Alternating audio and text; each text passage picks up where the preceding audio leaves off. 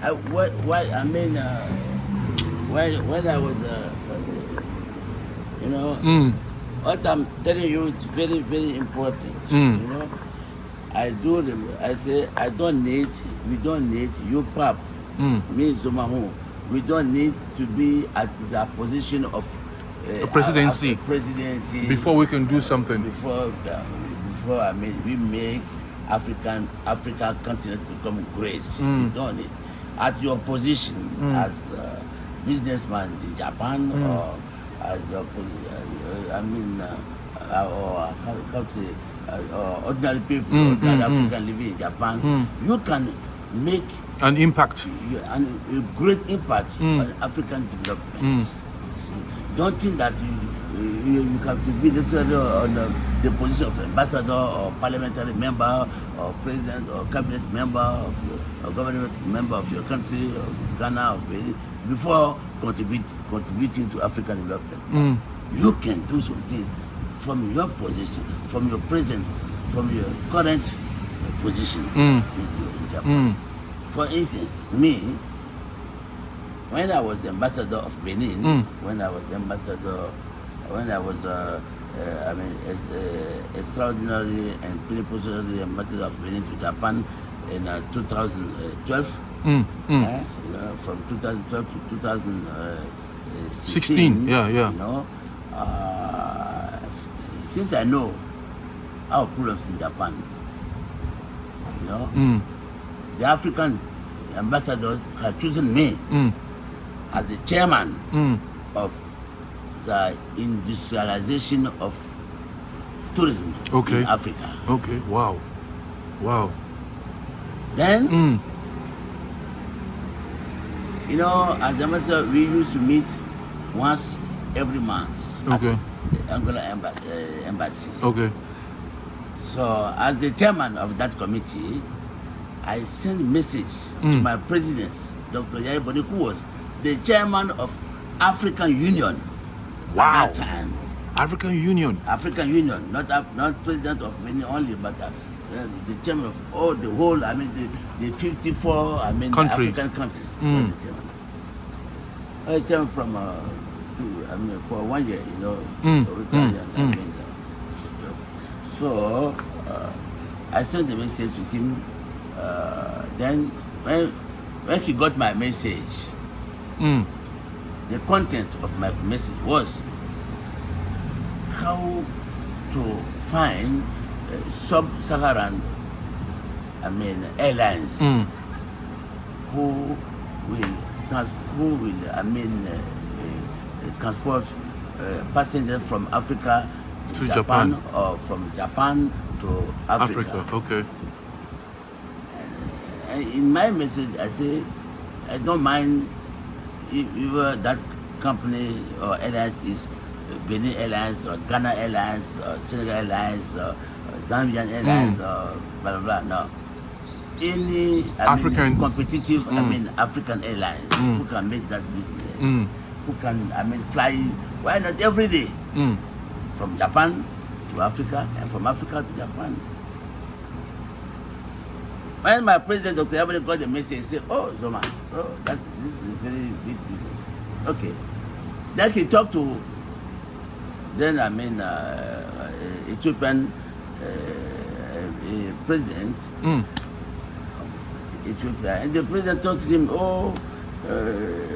Excellency Dr. Yaya Boni, president of Benin, chairman of African Union, I'm sorry, you know, here in Ethiopia, you know, the government is not connected to, is not directly connected, or is not directly managing, the Ethiopia Airlines. Okay. They are independent. They are private business. Then my president talked directly. He met, the leaders of Ethiopian Airlines. Because Ethiopian Airlines was the sole, airlines, was the continental airline, which deserves all African, more than 49 African destinations. From Addis Ababa. Wow. The Ethiopian Airlines go to more than 49 African countries. Every day. I mean, every week. Let's say every day. But then they don't come to Japan. No, at that time, no. Ethiopian Airlines didn't come to Japan, never. Wow. No. So I'm the one who was behind The scene. the team managed everything from here, from my office here in Chigaya. I was traveling every time. Really, Zomahoun? Yes. Now you can go and check. You can go to you can meet African diplomats here, and they will tell you, yeah, someone was in charge of the industrialization of tourism in Africa. Then what happens, after convincing the airlines, leaders, they decide, because they say, oh, South African Airlines used to come to Japan a long time ago, but the business fails, South African Airlines, they come maybe once a month, or once every 2 months.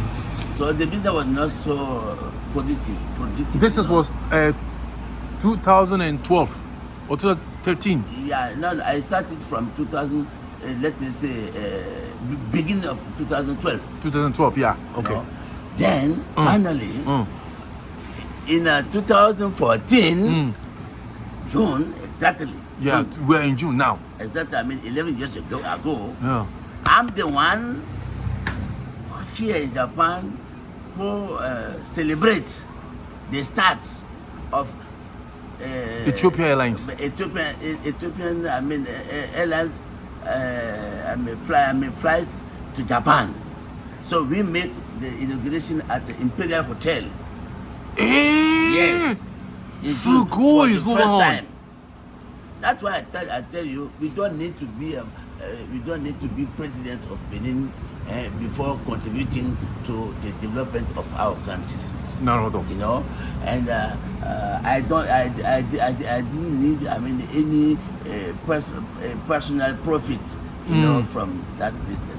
The point was that many almost all African countries, diplomats or Africans living in Japan, where they decide to go to their own country, like we in Benin or Ivory Coast or Senegal or Mali or Burkina Faso or Niger or blah blah blah, or Gabon or Cameroon, that we need to fly first to Paris. Yeah. Because Paris, because France was the former superpower who colonized more than 14 African countries. So we need to go first to Paris, and then from Paris to our respective countries. You from Ghana, or I don't know, from Zambia, Tanzania, Kenya. You have to go to, before you have to go to Britain. You have to go to Northern airport. In London.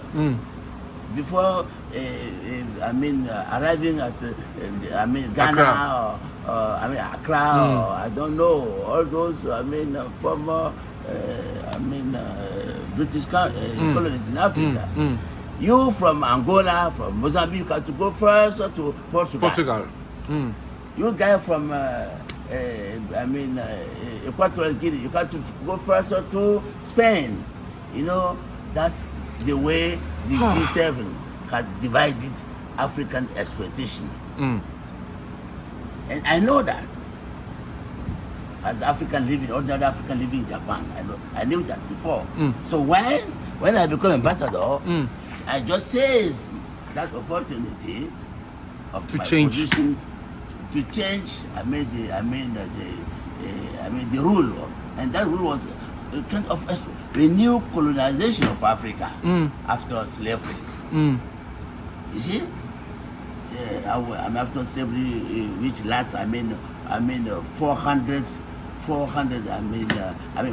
centuries. The slavery lasts 4 centuries in Africa, and the colonization lasts 300 years.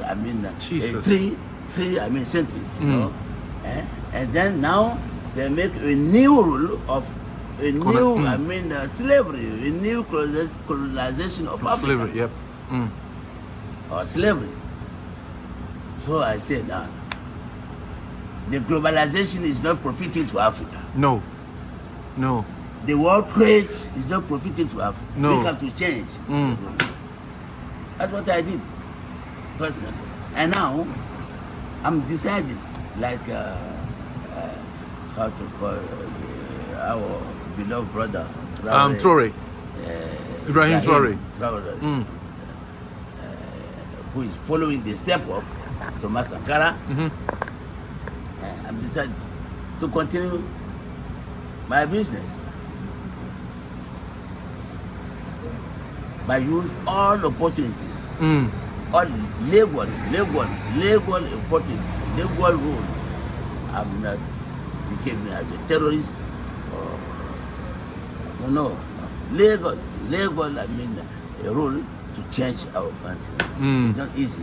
It's not easy, Western powers also are decided, I mean, to continue to exploit, I mean, the raw materials of Africa. Do you know, my brother, Pap, that more than 70%, you can go to J2 Japanese. Sorry. Control. Mizu. Non deny. You can check more than 70% of all materials which are used for the construction of, the heavy industry in Japan are coming from Africa.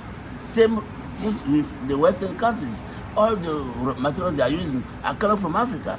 You mean, a king, a diamond, or petrol, or all those things